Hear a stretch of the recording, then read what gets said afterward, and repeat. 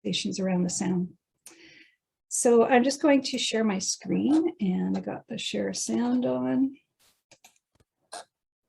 And on presentation mode. And there we go. So as I mentioned, we have had the great pleasure of having the designation of Acatsum Howe Sound announced formally on September 15th of this year. It was a very long process, a very rigorous process. And so it's something that we're very proud of. And I think the people in this region should also be very proud of how it is that we arrived here. I know Colin Lovings is on the call, and a fellow neighbor, and it's wonderful to have somebody that knows how far the environmental recovery has come over the many years that we've been living here. So a little bit about the Man in the Biosphere program, about UNESCO, United Nations Education, Scientific and Cultural Organization. This program is celebrating its 50th anniversary, and in fact, UNESCO is celebrating its 75th anniversary, and that's something that was being celebrated just this last week. But the program was created by UNESCO when it was realized that people are losing their connection with nature. And it originally started out as for the purpose of course, it's, UNESCO is based on, the UN is based on peace and justice. And UNESCO is about peace and justice, and through education, science, and acknowledging all the various cultures around the world. And the environmental side of UNESCO really was a focus 50 years ago, and this framework, or this MAB program, was created back in 1971. Over the years, it has really evolved to be more, where originally was about safeguarding areas of the world that are of international ecological significance, to places that were becoming more focused on the impacts and the challenges of development. So sustainable development has become really a very key focus, and managing those complexities of development, as well as in more recent years is a focus definitely on the indigenous cultures within these regions. And throughout all of this, there are places for learning, for scientific discovery, for finding solutions locally to global environmental problems. So they are all individually different, and around the world now there's 727 sites in 131 countries, and we are Canada's 19th. So this little video that I'll show you is really helps, short video to explain really what biospheres are about.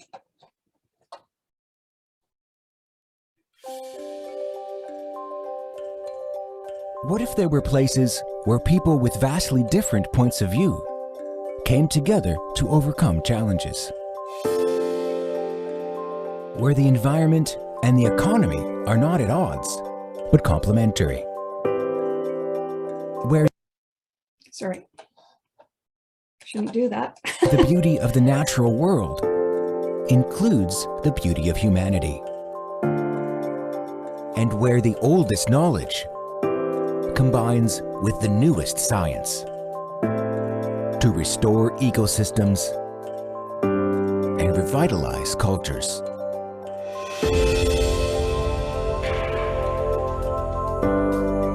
You can find places like this all across Canada. They're called Biosphere regions. Biosphere regions are areas recognized by UNESCO for being at the forefront of sustainable development. They are supported by passionate local organizations dedicated to nurturing thriving communities alongside vibrant ecosystems.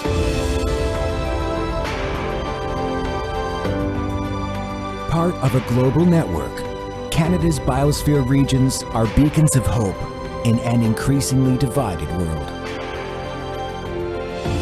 Visit them, learn from them, partner with them, and be part of a brighter, more sustainable future.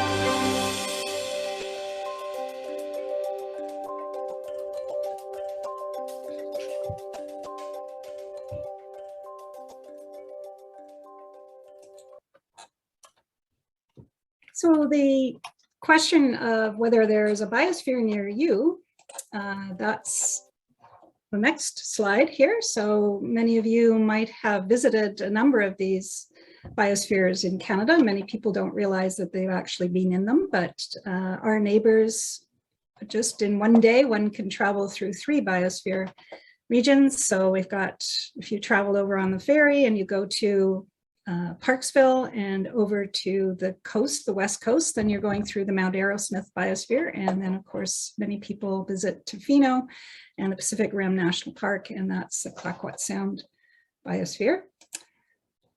And I think that many of these places that if you visited, you too will appreciate that they're really beautiful regions of Canada. And I think the name of this talk, which is Ocean Optimism, is really well suited to what biospheres are about, because they are meant to be places that inspire. And certainly when you watch this Striking Balance series, which is available on TVO, if you just search on Striking Balance, I think they show up on Knowledge Network every now and then. There's an hour-long series on each of Canada's biospheres. So we're really looking forward to the day that that we can be one of those that's featured. So it hasn't been since 2016 that any new biospheres were designated in Canada. So we're very pleased to be able to be adding to that in this country. The most recent ones were up in the Northwest Territories with the Seswe, which is the first Indigenous-led biosphere region in the world. So they're really wonderful places, and I really encourage everyone to learn more, and you really get a sense by watching the series of what they're about. This is a short film that Bob Turner produced. So I think we have some time. If that's okay, I will show that. Maybe you've seen it before, but I can never get enough of Bob's films. So I'll just help to explain what we're about.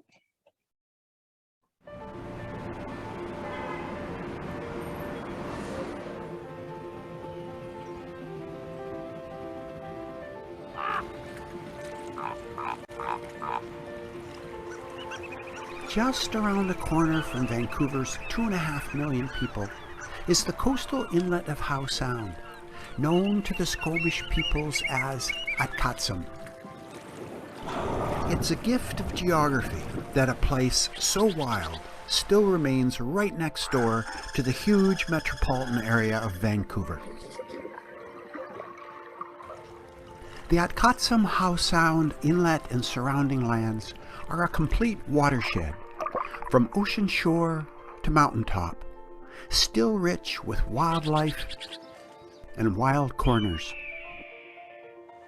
But nonetheless, the whole region faces great challenges. The pressures from nearby Vancouver are showing everywhere. We are deep into a global climate crisis, and the world's oceans are under stress. So as the world changes and warms, the hurdles that Atkatsum Howe Sound faces grow rapidly steeper. Our coastal community needs all the information and tools available to shepherd this remarkable place through what already is a rapidly narrowing set of opportunities.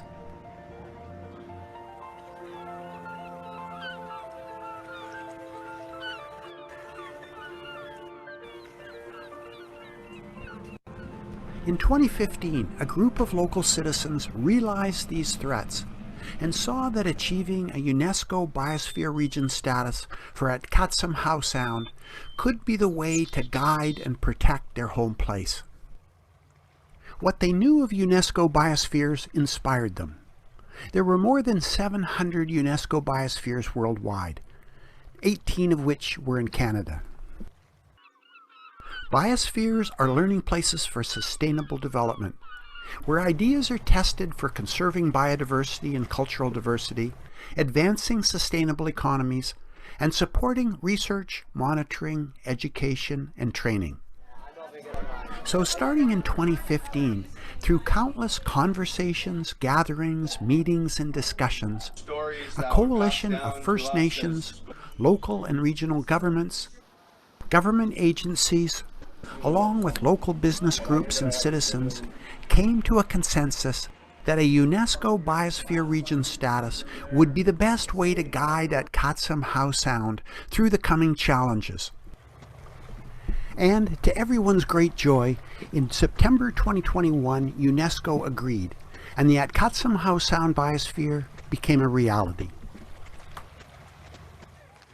With this designation, UNESCO acknowledges the many strengths of Howe Sound, our rich biodiversity, our strong First Nations and settler communities, our progressive industries and businesses, that our local governments collaborate, the high quality of our citizen scientists, who discovered our famous glass sponge reefs, the role Howe Sound plays as an outdoor classroom, and that our community stands up for nature.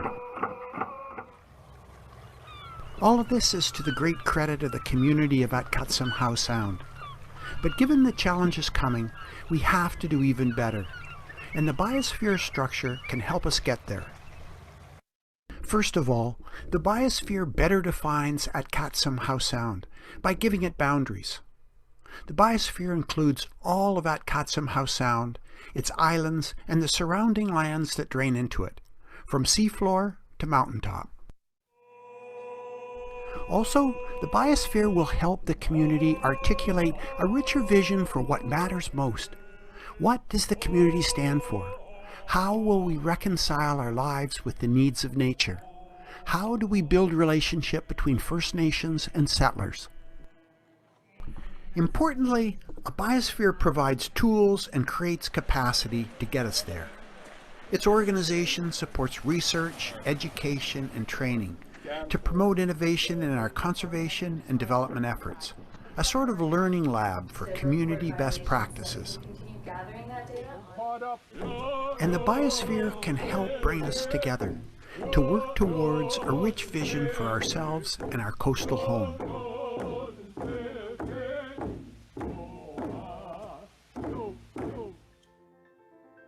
As a community, we will need to innovate our way forward, to join together, to listen, to learn, to create, to build a new relationship between First Nations and settlers, to uncover a clearer vision of what is the right balance between people and nature, for the sake of this remarkable place, for our wild neighbors, and for ourselves.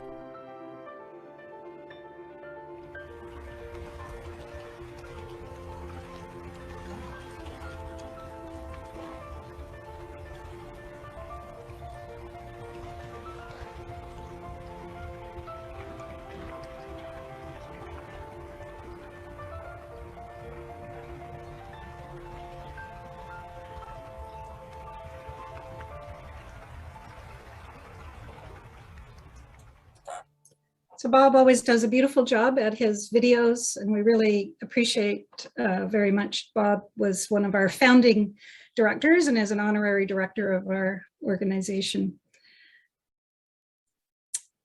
So the process really, many people I've been reaching out to me and saying, how did you do this? And would love and think and believe that their region also deserves to be nominated and qualify as a biosphere region, and it would probably be the case. And the more biosphere regions we have around the world and in this country and province, the better, for sure. But it is a really long, rigorous process, and it takes really having the foundations there already, the foundational pieces primarily being that you have the collaboration between the various authorities, the community, and then you have the stamina to go through the very long process of the nomination. So we were very fortunate to have a number of us already had many connections around the Sound. So we really pulled together a working group of volunteers, of knowledge experts. We did hire or contract with Bill Henwood, who lives on the coast now, to help us write the document. So pulling together all the knowledge experts, and then Bill helped put it all into words, and his language is really what helps make up this, has crafted this 387-page nomination document. We delivered the document to UNESCO in Ottawa in December of 2019 as our initial first delivery of our completed document, and then the next year was spent on editing. We had reviewers critique it. We had to come up with a number of further edits, and then we've been waiting for the 6 months up until September for that formal announcement and approval. So in this image picture here, we have the Canadian Commission for UNESCO office with the Secretary General, Joyce Williams, council member with the Squamish Nation. She's our co-chair of our society. And it happened that our MP, Patrick Weiler, was also newly minted and in Ottawa at the time. So we're very proud to deliver that with a good team. So as Bob has this wonderful picture, again, you know where Howe Sound is, but it is quite a good reminder when we realize that we're on this edge of this huge metropolis, and so many people coming into the Sound. So this is a very good time for us to be putting this sort of framework around this region to help to manage the complexity of that growth and development. The boundary of the biosphere was determined by, initially, the province had created a cumulative effects assessment study for the Howe Sound region. And so these lines really match up with that, with the watershed, partial watershed. And so it was actually very simple for us to be able to get the support of the province to, and also the Squamish Nation, to rationalize why we would put the boundaries around here. And this map shows the 3 essential elements of a biosphere, which are the core protected areas, the buffer areas, and those are areas that are managed in such a way that they help protect the biodiversity objectives of the core areas. So these are our 5 high elevation provincial parks that were chosen, even though there's a lot of conserved areas and well-managed areas in the region, and that's represented sort of by this lighter green. The requirement for UNESCO is that you must, really, they want to be protected, preserved by having the buffer, enough buffering around those right next to the park. So that's what the goal is. And in the marine environment, we had the 10 marine refuges for the glass sponge reefs as our core protected areas. But we also have some protections through the rockfish conservation area. But certainly there's a lot more room for protecting ecological hotspots in the region. And that's one of our areas that we'll be really digging down, and mapping is extremely important for that process. So it is not only it is the unceded territory, of course, of the Squamish Nation. It's a part of their territory, but there are also other First Nations that have claims in the region. So interesting pieces of this project starting at the top of the mountains. There's also a proposal for a global geopark, and that's another UNESCO type of site. And this area is very interesting in that regard, and they're in the process of filing their application now. But we have to start with understanding, the biodiversity of the region by the geology and how it was actually formed in the first place. So it is a very active area, and I encourage you can look up the Sea to Sky Fire and Ice Geopark online and understand, of course, why this is a very high hazardous area. We certainly have seen the results of that in this last week. But this is where the high elevation parks, core protected areas are all very diverse and have their own stories.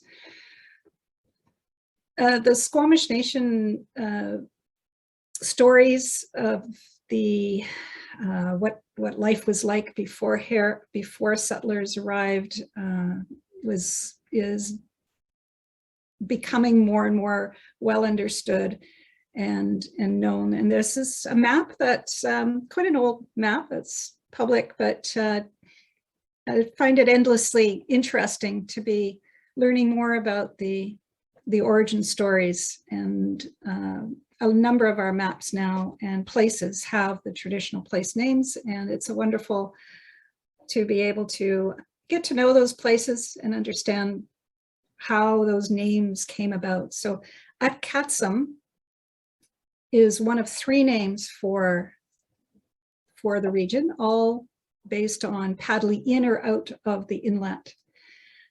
And Atkatsum was one of the 3 that was determined most commonly used by the Squamish Nation. So that's how we arrived at that. And of course, it's the Squamish Nation people are very much here in the community. We enjoy the Cultural Journeys program that the children, the Squamish, the Stotma School has this wonderful Cultural Journeys program that's really connecting the children in the Squamish Valley in particular to the language, to the traditions. And also they're having very high success rates with that, results of that connection to culture in terms of graduation rates, and it's a growing community. So we're really in value, and that relationship really has become something that really started back in 2010 in terms of most of us beginning to understand the culture and the history with the Cultural Journeys kiosks that were built along the Sea to Sky Highway and for the 2010 Winter Olympics. So again, those are ways that people can stop and learn about the Squamish Nation history in the Sea to Sky area. This is I'm just going to skip this. This is a video that's actually on our website, but many of you might have already seen that. So I'm just going to move along, and maybe I'll just pause there for a minute before I move into what makes this area special and where we're at going forward, to see if there's any questions right now, Emily. Yeah, so if you, let me just put my video back on. If you have any questions for Ruth so far, just pop them in the chat, and then I can read them out, and that way kind of everyone can hear them. And we just thought it'd be a nice way to have a little interlude, a presentation interlude, in order to kind of stimulate more thought throughout. I know that people have been following this along, but from before, and if there's any questions around the process right now, then this is, yeah. Otherwise I'll carry on. Well, one question that comes to my mind is like, what was one of the most challenging kind of obstacles to overcome in creating this biosphere?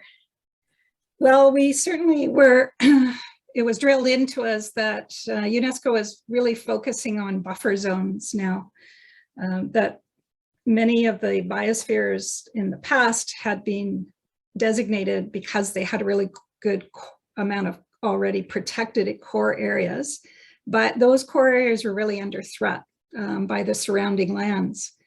And it is true that in many places, you know, there can be logging activity or development activity right up to a national park, to boundaries. So that was an area they were really looking at for new biospheres. And so working with the province was really surprisingly positive experience, where we really worked together to for us to understand what kind of management goes on. Now, in some cases, the timber is just not harvestable. There are many reasons why we were able to be successful in demonstrating with the province's complete support that that the land designations up against the parks were sufficient to buffer. So we didn't get the feedback, or didn't get any pushback on that from UNESCO, but that was one of the areas that we were most wondering whether we'd be meeting the qualifications. Other than that, gaining the support of Fisheries and Oceans Canada, the Squamish Nation, Rights and Titles area, and the BC Parks, and all of the local governments and regional districts was a process. It was a lot of work, but we did it. Yeah. And I think, you know, we're still explaining what it is, and now people have further concerns about it, but so it's communications is a big piece. And you might have mentioned this in your talk, but when did this process start? Like, when was the initial kind of idea? Yeah, it had actually been suggested. Rick Careless and the BC Spaces for Nature were always looking at a conservation sort of plan for Howe Sound, and a biosphere region, or for part of that, was suggested in their planning. And so that was where I had first heard about them, but it wasn't until 2016, that really a visit after really exhausting possibilities with the province about ever doing a holistic land resource management plan for the region, that this framework just seemed to really speak to the common objectives. So that was back in 2016, I think, when it first began. And then the process exploring and starting it was 2017. Yeah. And I'll just say, if anyone's out there that does have a question but is having challenges with using the chat, you can just turn your mic on and ask as well. I don't want to stop you from asking your question because of technical difficulties. But if there aren't any questions, we will continue. Carry on. Okay. I think there's somebody in the waiting room there. Oh, all right. Let's see. So the areas of focus for biosphere regions are biodiversity conservation.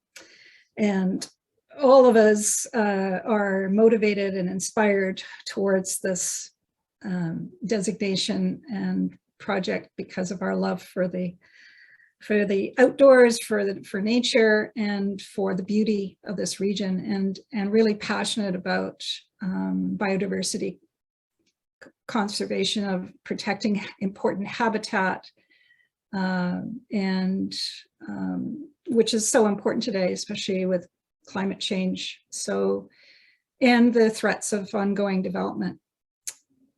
We've learned a lot. Don't have a science background at all, but I've always appreciated the diversity that we had. But it really, when we were putting together the information, it was incredible just how many species we have in the marine and the terrestrial area, and a lot of course, the native plants and things that we've been learning about. We also have areas that still are really protected for those native plants and native species, and we have quite a lot of species at risk in this area. So this was part of our package of information, which is available to anyone on request. If you want all of the appendices, you can learn about all the different species that are were were listed. We had to actually list all the terrestrial and the marine species. So gathering up those lists was really, again, a great challenge, but we pulled all that together. And then, of course, how people access nature and how important that is, that's a really big key focus, is about ensuring that people are, especially youth, are connecting with the land in order to appreciate how important it is to take care of it, respect it. And we have so many beautiful places in this region. So gathering up data was, as I said before, a very long process, challenging. And what's fortunate in the last few years is the tools that have become available to citizen scientists, really to anybody out on the land. Through the iNaturalist program app on our phones, we can all participate in helping to gather and collect data. And this data, we're realizing and we're learning, is become really valuable in helping the process for identifying our key biodiversity areas within our region. And the more we know about the place, the more we document our species and sightings, and the more we have the opportunity to ensure that that those habitats will be protected. So the iNaturalist, if you're not aware of it, is a really wonderful tool, and you can see how many people and in the different places that records have been, species have been recorded. So that's extremely helpful. Of course, our glass sponge reefs were really timely for the Fisheries and Oceans Canada to put those protections in place. We're looking forward to more news and more protections coming forward in the future. But the OceanWise team had been, Vancouver Aquarium, been researching in Howe Sound for over 40 years. And Donna Gibbs was very helpful in helping provide those lists of species. She spent thousands of hours under the water. And so all of that research that's gone on in the past, the data that we've had been collected and documented, were all extremely valuable in helping build the nomination document. And of course, I haven't really brought up, the great environmental recovery, because I think by now most people understand that's what we're motivated to protect. Is so anybody that hasn't been around Howe Sound for a while, there's lots of stories and documentation of what it used to be like here only about 40, as recently as 30 years ago, where there was a lot of toxic waste going into the ocean. And we've seen through regulation, through restoration, through protections, we've seen this great recovery, evidenced by the return of our whales and dolphins, and everyone celebrates that. But of course, it's a fragile recovery, and it's ongoing, and it's not without issues. But the more we're out there doing the research, the monitoring, restoration, and there's tremendous projects going on where, again, this is an optimism talk. So there's optimism when it comes to Chinook returns in the future in the Howe Sound. I know Fiona has spoken to your group, I'm sure, and you're probably very familiar now with the Akutsum Marine Reference Guide. But for those of you that aren't familiar with it, it's an amazing tool that has over 300 layers or 400 layers of data. We've been very active on this steering committee. This is a very valuable tool for decision making and helping make better decisions going forward.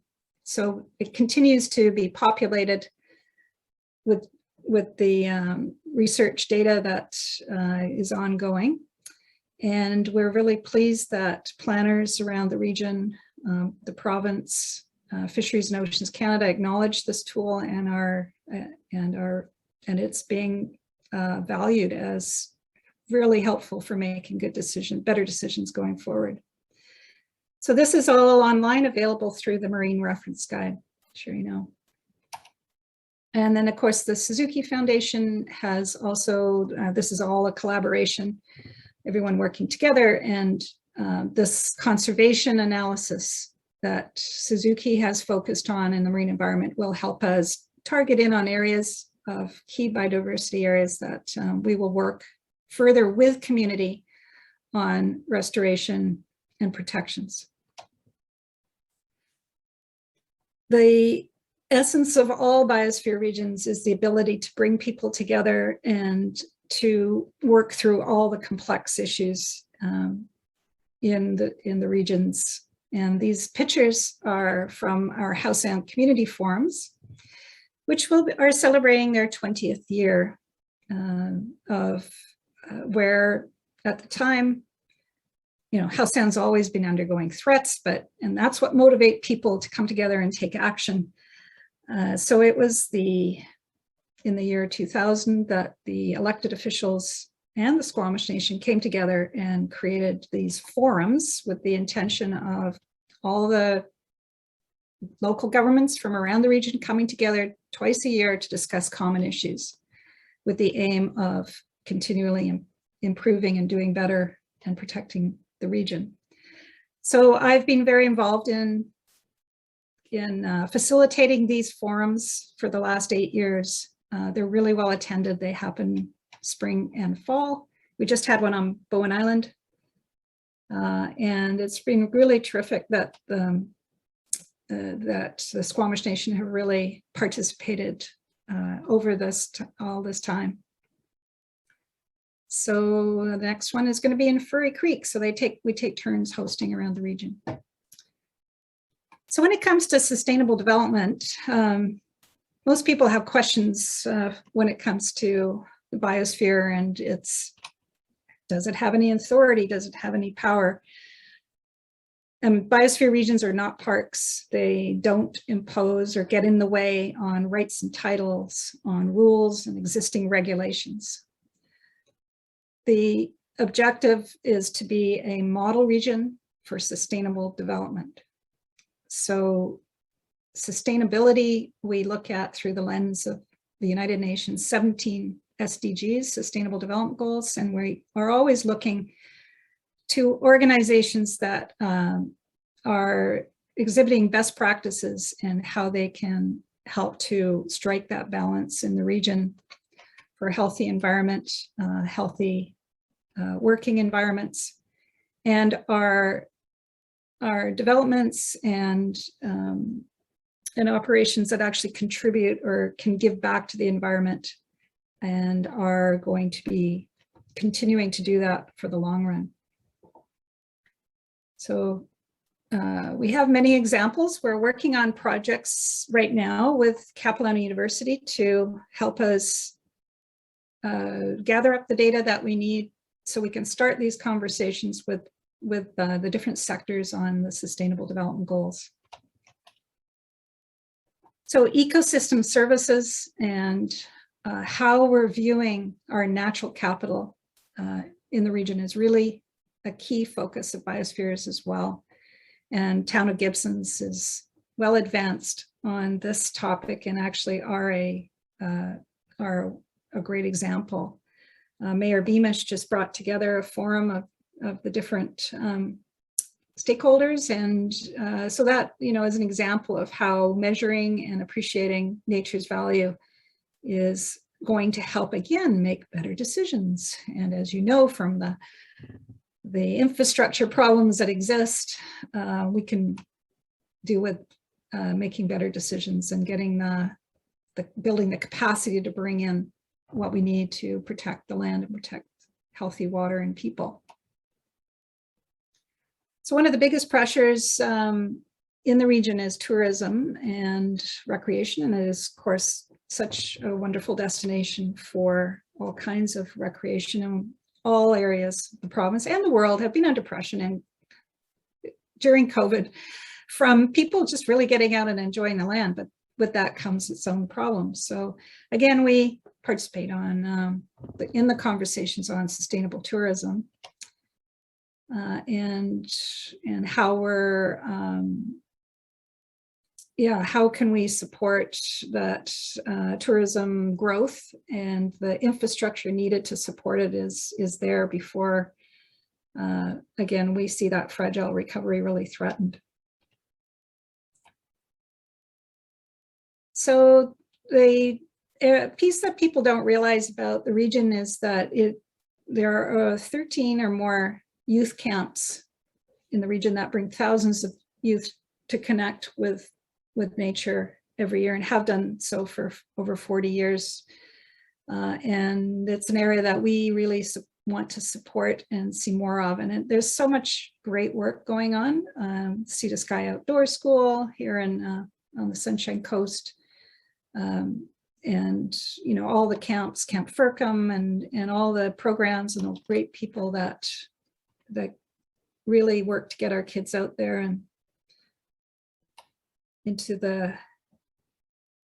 that wouldn't have that opportunity otherwise. And that's an area that we really want to encourage. And so we're striking up relationships with all the different, well, mostly I'm going to say right now it's Capilano University, to try and help them achieve their vision of having more place-based learning.